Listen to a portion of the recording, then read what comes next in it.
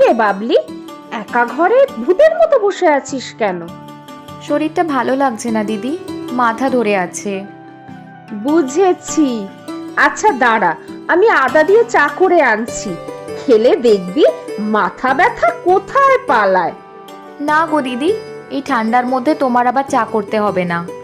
এই তো একটু আগে চা করে মা বাবাকে দিয়ে এলে। তোকেও তো জিজ্ঞেস করলাম চা খাবি কিনা। হ্যাঁ দিদি ভাই, আমার তখন চা খেতে ইচ্ছে করছিল না যে। আচ্ছা ঠিক আছে, এখন করে আনছি। শীতেই তোর অবস্থা কাহিল, শহরের মেয়ে তো, গ্রামে তো ঠান্ডা বেশি লাগবেই। কি করে বুঝলে দিদি ভাই তুমি? তখন না আমার লেপের নিচ থেকে বেরোতেই ইচ্ছা করছিল না, তাই বলেছিলাম চা খাবো না। পাগলি একটা।